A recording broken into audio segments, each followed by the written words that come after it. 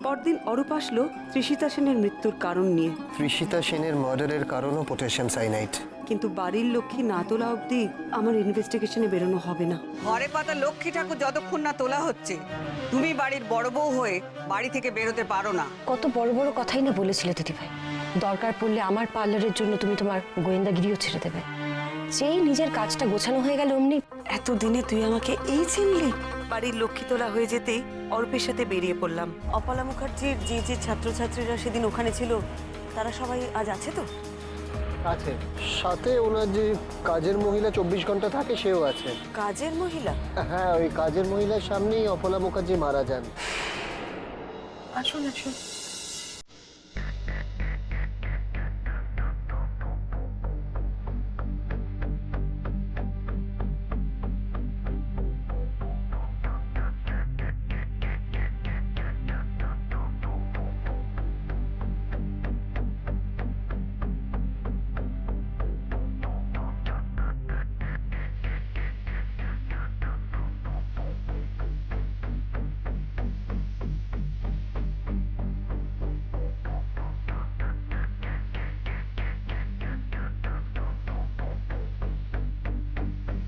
পরমা মিত্র, উনি হচ্ছেন private investigator Parama মিত্র।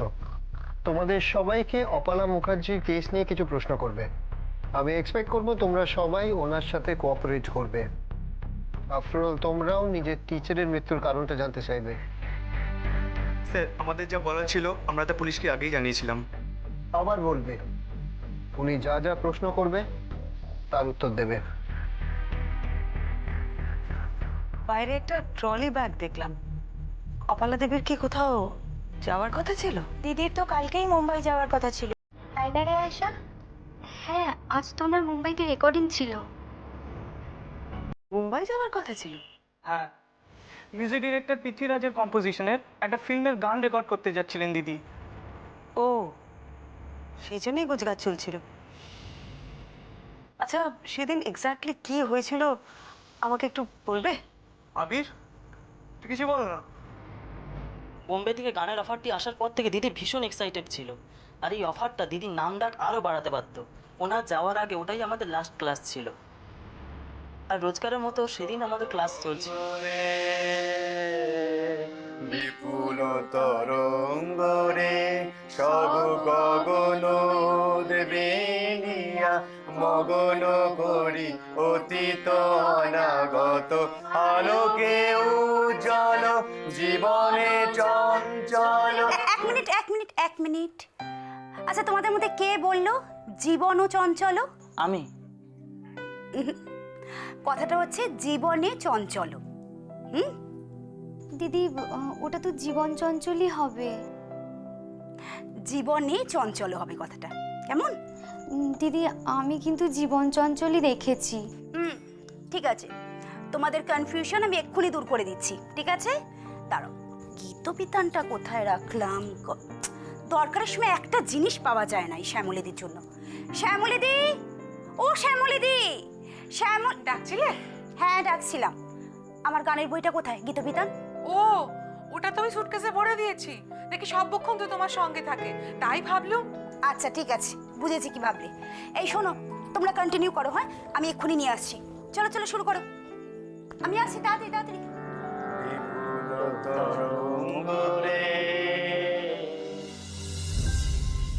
উনি বই আনতে ওই ঘরে গেলেন আর তোমরা গান প্র্যাকটিস করতে লাগলে। আমিও দিদির সাথে ও ঘরে গেলাম। ও, ও ঘরে গিয়ে কি হলো? কোথায় রেখেছো শ্যামলীদি? এর মধ্যে? হ্যাঁ হ্যাঁ, তুমি রাখো তো দিদি, আমি বার করে দিচ্ছি, নইলে তুমি আবার সব উল্টাল করবে। আচ্ছা, ঠিক আছে, তুমি করো। এই বইটা দিদি? এই বইটা। দিদি, দিদি, দিদি, দিদি, কি হলো দিদি? দিদি, ওনার মুখটা কি ব্যথায় কুঁচকে গিয়েছিল? হ্যাঁ গো, সে কি যন্ত্রণা। আর তারপরে তো তখন তোমরা সব এই ঘরেই ছিলে?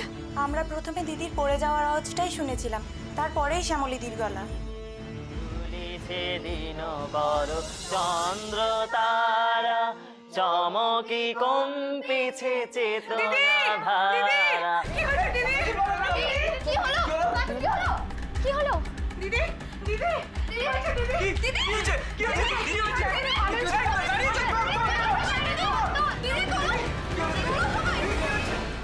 তারপর আমরা ডাক্তার ডাকি, আর তিনি বললেন যে দিদি আর অরূপ, আমি একবার ওনার ঘরে যাব। আসুন।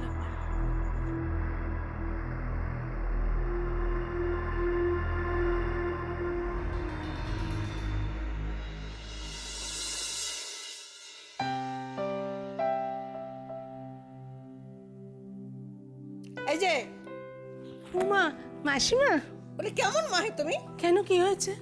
তোমার মেয়ে খুনি ধরতে গেল আর তোমার কোনো তাপ উত্তাপ নেই? ও এই কথা, সে গেছে তো কাজে, আমি ভেবে কি করব বলুন? আমি ভেবে কি করব মানে? আমি ভেবে কি করব মানেটা কি? তোমার মনটা ধুকপুক করছে না? হ্যাঁ, আমার তো করছে। আমার কেমন হাঁক পাক করছে। তাই? হ্যাঁ। আচ্ছা, দুটো আঙুল ধরো তো। একটা আঙুল ধরো। এই মরেছে। ধরো। আরে ধরো না। আচ্ছা, ধরতে আচ্ছা, বলছি, ধরো। ধরছি, ধরো, দাঁড়ান। ধরো। ঠিক বলেছো।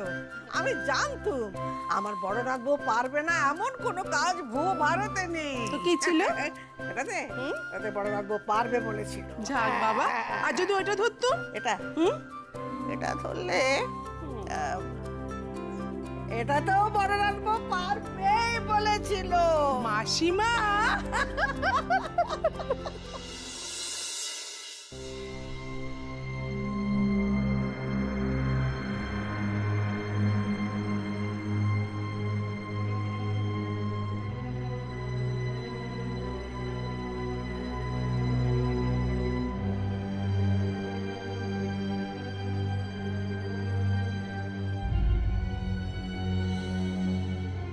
হ্যাঁ রে, পুলিশ যখন এই ঘরে ঢুকেছিল তখন ঘরটা এরকমই ছিল? ট্রলি ব্যাগটা খাটের ওপর পড়েছিল আর গীতবিতানটা মাটিতে। আমি ব্যাগ থেকে বইটা দিদির হাতে তুলে দিই, আর তখনই দিদি। আর কিছু অস্বাভাবিক চোখে পড়েছিল তখন? আচ্ছা, তখন কি উনি কিছু খেয়েছিলেন? না, তার অনেকক্ষণ আগেই তো দিদি কিছু খাননি। কিন্তু আমরা দেখেছি দিদি সারাক্ষণ মুখে যষ্টি মধু রেখেছিলেন। অবশ্য সেটা সবসময় রাখতেন। এমনিতেই দিদি গলার ব্যাপারে খুব খুঁতখুঁতে ছিলেন, তার উপর আবার বম্বে রেকর্ডিং এর খবরটা পাওয়ার পর দিদি খুব প্যানিক হয়ে পড়েছিলেন। আচ্ছা, উনি কি গলা নিয়ে বরাবরই এতটা সচেতন? হ্যাঁ, দিদি তো বরাবরই গলা নিয়ে ভীষণ সচেতন ছিলেন।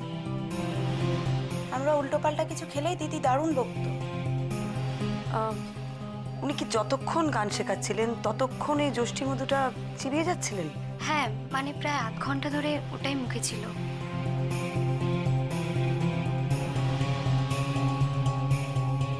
তার মধ্যে মুখ থেকে ফেলে অন্য কিচ্ছু নেননি? কই না তো। ওনার আত্মীয় স্বজন বলতে কে কে আছে? দিদির তো মা বাবা নেই, মাই গেল বছর হলো মারা গেছেন, আর বাবা তো সেই কোন ছোটবেলায় মারা গেছে।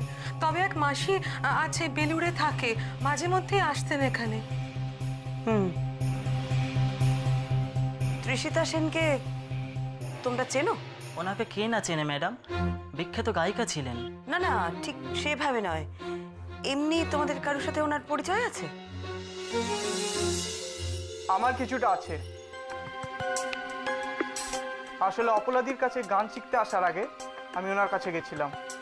ছেড়ে দিলে কেন? ওনার তো কোনো সময় নেই, শুধু ওই কি বলে ওই নামকে আসতে ক্লাস, অর্ধেক দিন অন্যরা এসে ক্লাস করায়। রুশ, আমিও ছেড়ে দিলাম। তৃষিতা সেন আর অপলা মুখার্জির মধ্যে সম্পর্ক কেমন ছিল সেটা তোমরা কেউ জানো? সাপে নেউলে। না না, প্রফেশনাল রাইভালরি যেমন হয় আর কি, একে অন্যকে টলারেট করতে পারতেন না। আমার এখানে কিভাবে অ্যাডমিশনে চলেন আপনি জানেন? আমি যখন ফার্স্টে আসলাম দিদি বললো হবে না অ্যাডমিশন, কারণ অনেক স্টুডেন্টস হয়ে গেছে। তখন আমি ত্রিশিতা ম্যাডামের ক্লাসের এক্সপিরিয়েন্স শেয়ার করলাম, প্রচুর নিন্দে করলাম, ব্যাস হয়ে গেল অ্যাডমিশন। আসলে ইদানিং দিদি আরও বিরক্ত হয়ে পড়েছিল ওনার ওপর। ওই অ্যাওয়ার্ডে দিদিকে সিলেক্ট না করে ওনাকে করায় দিদি খুব কষ্ট পেয়েছিল।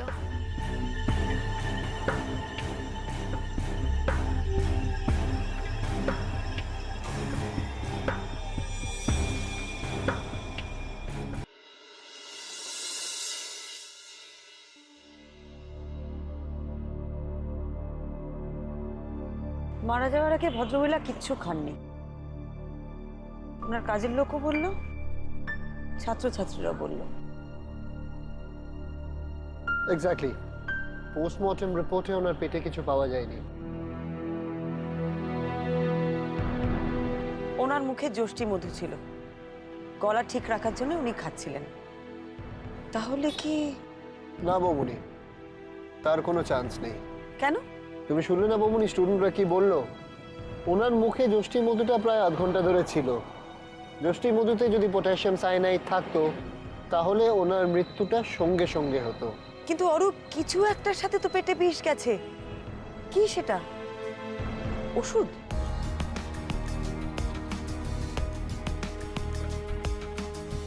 অপলা মুখার্জি গলার ব্যাপারে খুব সচেতন ছিলেন।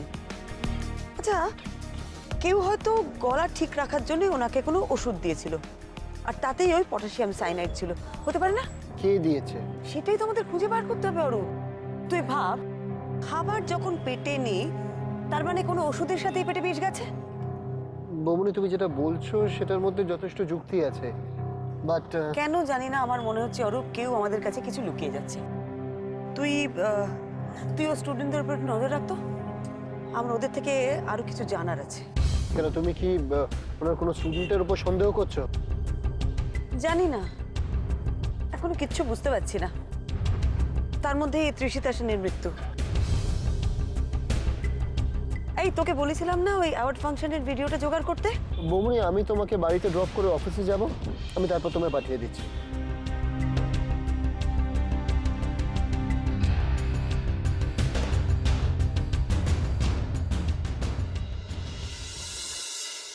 আচ্ছা, তুমি এরকম কেন করছো বলো তো? এত কঠিন তো তুমি ছিলে না।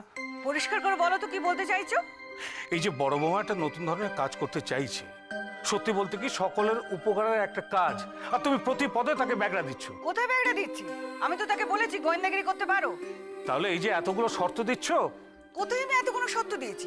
আমি একটা সত্য দিয়েছি, আমি তাকে গোয়েন্দাগিরি করার জন্য এই বাড়িতে আনিনি, বাড়ির বউ করার জন্য এনেছি, আর বউয়ের কর্তব্য তাকে করতে হবে। অবশ্য তোমার যদি মনে হয় এগুলো না করলে চলবে, তাহলে বেশ, তো ও মন খুলে গোয়েন্দাগিরি করুক। ও, কথাটাকে কোথা থেকে কোথায় নিয়ে গেলে তুমি? আরে এ তো ইমোশনাল ব্ল্যাকমেল হয়ে যাচ্ছে। আজকাল না ঠান্ডা মাথায় কোনো কথা তুমি শুনতে চাও না। না, আমার মাথা ঠান্ডা নেই, আমার মাথা ঠান্ডা নেই, কারণ পুরোনো দিনের কথাগুলো না আমার চোখের সামনে ভেসে উঠছে। কই, আমার শাশুড়ি তো আমাকে এতটা উদারতা দেখায়নি। হ্যাঁ, আমাকে তো নিজের মতো করে বাঁচতে দেয়নি। কেন কেন আমি কি পাপ করেছি? বলতে পারো আমি কি পাপ করেছি? কিন্তু তার শাস্তি কি বড় বৌমা পাবে? তোমার রাগ তো আমাদের উপর। ও, আমাকে খুব হিংসুকুটে মনে হচ্ছে না? একটা কথা আমি বুঝে গেছি, জানো, এই এত বড় পরিবার থেকে এক রাখতে গেলে একজন না একজনকে ত্যাগ দিতেই হয়, আর সেটা আমি সারা জীবন দিয়ে আসছি।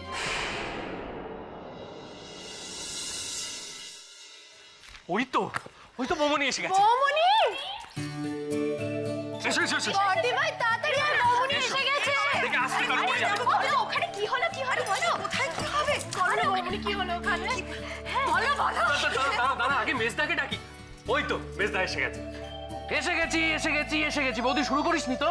কি শুরু করবো বলতো? যাক বাবা, আমি তো ভাবলাম শুরু হয়ে গেছে। আমি তোর জন্য নিজের হাতে আজকে চা বানিয়েছি। তুই চা বানিয়েছিস? এইবার টেস্ট করিয়া বলো কেমন হয়ে আছে। বাবা, আমি ভাবতেই পারছি না, হাবলু নিজের হাতে চা বানিয়েছে। শুধু চাটা নিয়ে এলি কেন? টা আবার কি? বৌমনি, টা মানে তেলে ভাজা। আমি কি আছি, কিন্তু বৌমনি প্লিজ, আমি না আসা অব্দি কিছু করবো না, প্লিজ। দেরি করিস না। আরে ওই তো বড় রাতবো এসে গেছে। ও বড় রাতবো কি হলো? আরে কিছু বলছেন, আমরা সাধ্য সাধনা করে চলেছি। তুমি দেখো যদি কিছু বার করতে পারো। ও বৌমনি, বলো না। অপালা মুখার্জিকে কে বিষ দিল? আরে কে বেশ দিয়েছে এত তাড়াতাড়ি আমি কি করে জানবো বলতো? শীষ কে কাকে দিল শীষ? হ্যাঁ তোরা কি বদ রে, একটা গায়িকাকে শীষ দিচ্ছিস? ঠাম্মা শীষ নয়, বিষ বিষ, পয়জন। গায়িকা অপলা মুখার্জিকে কেউ পয়জন দিয়ে মেরে ফেলেছে। ও ডাবলু, তুই কি বোকা বোকা কথা বলিস রে? এত তাড়াতাড়ি আমি বোকা বোকা কথা বলছি? তুই বিরাট চালাক চালাক কথা বলছিস, বেশি বাজে কথা বলবি। ঝগড়া করছিস কেন? বৌদি ডিস্ট্রাক্টেড হয়ে যাবে। বৌদি তুই চা খেতে খেতে গুছিয়ে গুছিয়ে বল কি হয়েছিল। প্রথমেই বল তুই ঘরে ঢুকে ফার্স্ট ডায়লগ কি দিলি? আমি ডিটেকটিভ পরমা মিত্র।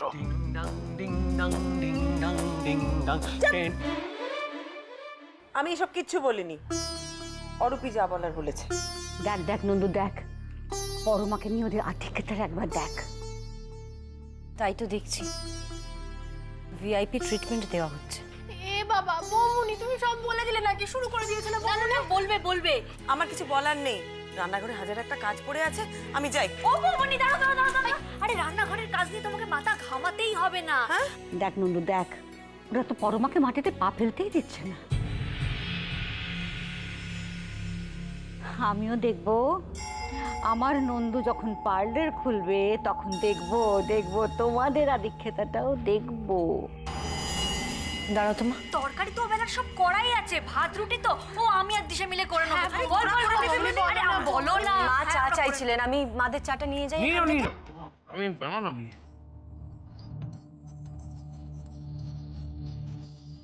হ্যাঁ বৌমনি বলো, তারপর দিদি ভাই সবটা বলে দিও না কিন্তু, আমিও শুনবো।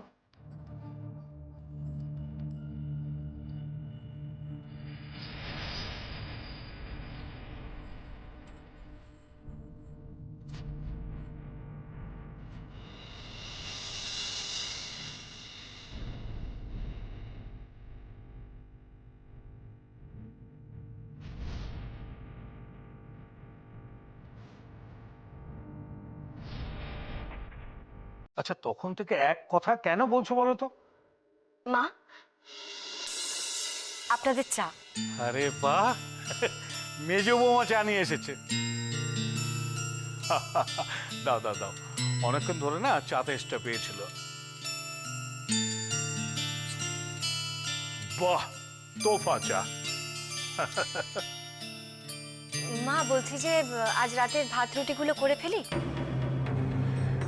আসলে নিপা ব্যস্ত আছে, তাই ভাবলাম আমি আর মা না হয়। কেন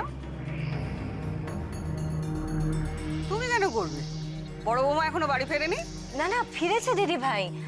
আসলে ওই ইনভেস্টিগেশনের গল্প করছেন তো সবার সাথে, আর সবাই সেগুলো শুনতে এত ব্যস্ত, মানে নিপা দিশা, তাই আমার আর ওদের বিরক্ত করতে ইচ্ছে করলো না। তোমার আর নিবার কথা আসছে কেন? রোজ বড় বৌমা করে, বড় বৌমাই করবে। ওকে আজ পারবে না বলে? না না, দিদি ভাই পারবে না সে কথা একবারও বলেনি। আসলে আজ সবাই দিদি ভাইকে হেল্প করছে তো। জানেন মা, টাবলু না গরম গরম তেলে ভাজা কিনে এনেছে, আর আপনার মেজো ছেলে চা বানিয়েছে। কেমন হয়েছে মা চাটা? ভালো হয়েছে?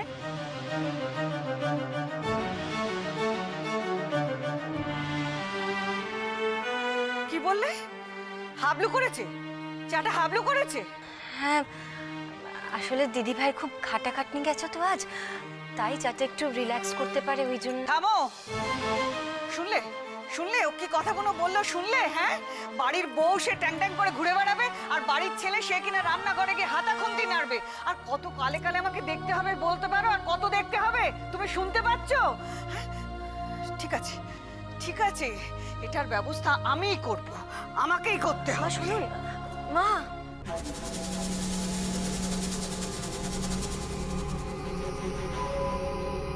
ঈশান কোণে মেঘ জমলো, ঝড় আসছে। খুব ভালো হয়েছে চাটা।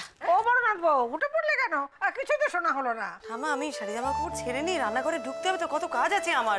ওফ বৌমনি, বলছি তো রান্নাঘরে যা যা কাজ বাকি আছে করে দেবো। আমি আর দিশা দুজনে মিলে করে দেবো, তুমি একটু রেস্ট নাও না, তো ছোটাছুটি করলে তো। হ্যাঁ বৌমনি, আমি আর বর্দি ভাই মিলে সব। আজ তাহলে রাতের রান্না বান্না বন্ধ?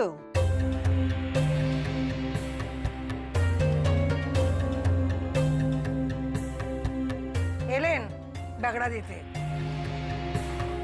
মা, মা আমি বৌমনিকে বলছিলাম যে ছোটাছুটি করে এসছে, আজ না হয় রেস্ট নিত। আমি আর দিশা মিলে রান্নাঘরে সব কাজ করে দিচ্ছি। কেন? তোরা কি রোজ রোজ করিস যে করবি?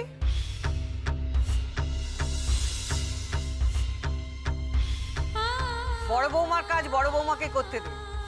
ও অসুস্থ নয়, ও নিজের শখ মেটাতে গিয়েছিল।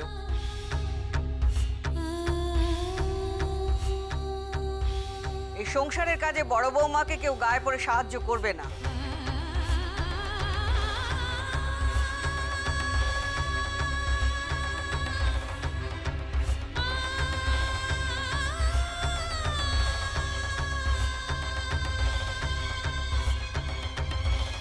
ও যেমনটি করতো তেমনটি ওকে করতে হবে।